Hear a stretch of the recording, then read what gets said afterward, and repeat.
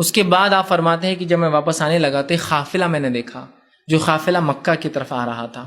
اس قافلے کا ایک اونٹ بچھڑ گیا تھا. اس اونٹ کو میں نے دیکھا کون سا تھا، لوگ اس کو ڈھونڈ رہے تھے. اس کے بعد میں مکہ واپس پہنچا دیا گیا.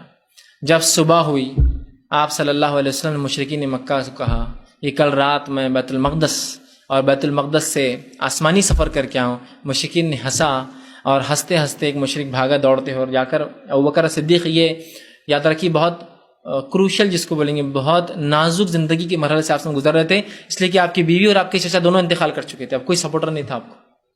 مشرک بالکل فل فلیش آپ کے خلاف اترے ہوئے تھے، بہت تکلیفیں دے رہے تھے مکمل طور سے. آپ نے جب یہ کہا تو مشرک ہنسے اور ایک نے کہا کہ ابوبکر تیرا ساتھی کیا کہہ رہا ہے، دیکھ تمہارا دوست کیا کہہ رہا ہے. یہ کہتا ہے کہ راتوں رات یہاں سے نکلا، مسجد اقصیٰ گیا جو کہ 30 دن کا سفر ہے، اور وہاں سے نکل کے آسمانی کر کے آیا. ابوبکر صدیق نے کہا کیا واقعی میں محمد صلی اللہ علیہ وسلم یہ کہتے ہیں؟ تو کہا اگر وہ کہتے ہیں تو وہ سچ کہتے ہیں پھر. اور اسی وقت اب اللہ کے رسول صلی اللہ علیہ وسلم نے ان کو لقب دیا صدیق، تصدیق کرنے والا سچ کی، ہے نا. ایسا ایمان ہونا چاہیے ہمارا رسول اللہ علیہ وسلم کے ہر زندگی کے معاملے میں، کہ تصدیق کر لے کہ رسول نے کیا تو بس ہم کو یہ کرنا، اور ایسے ہی ہے وہ. سمجھ رہے آپ؟ اسی وقت آپ نے آپ کو لقب دیا اور کہا صدیق. ابوبکر وہ، اور اس بات کو رسول اللہ صلی اللہ علیہ وسلم اپنی زندگی میں دہراتے بھی رہے.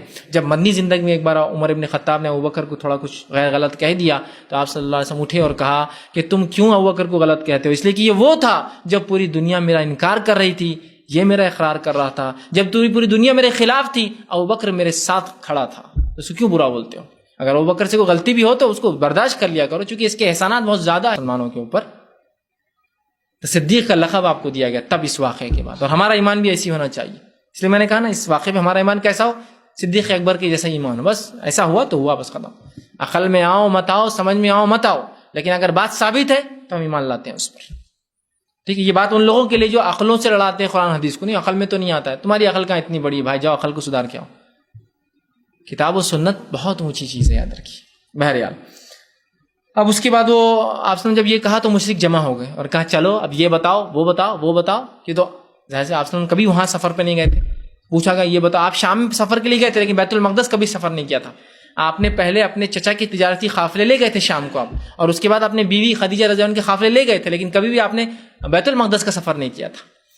تو پوچھا بتاؤ. آپ کہتے ہیں یہ ایسا تھا ویسا تھا. آپ نے پورا بتایا. اس کے بعد آپ نے کہا ایک قافلہ آ رہا ہے جو اتنی دیر میں یہاں پہنچے گا، اور اس کا ایک اونٹ گم گیا تھا، اور یہ اونٹ اس کا سب سے آگے چل رہا ہے، جو کہ آپ نے اوپر سے دیکھا تھا نا آسمان جب اتر رہے تھے. اس کے بعد جب وہ قافلہ آیا تو مشرکین نے دیکھا واقعہ تو ایسی، وہ جو اونٹ آپ نے پہلا بولا تھا وہی پہلے اندر آیا. اور جب پوچھا کیا تمہارا کوئی اونٹ گما تھا؟ تو کہاں رات میں ایک اونٹ گم گیا تھا ہمارا، بڑی مشکل سے ملا. خیر بہرحال اس کے بعد مشرک ایمان نہیں لائے اس کے بعد.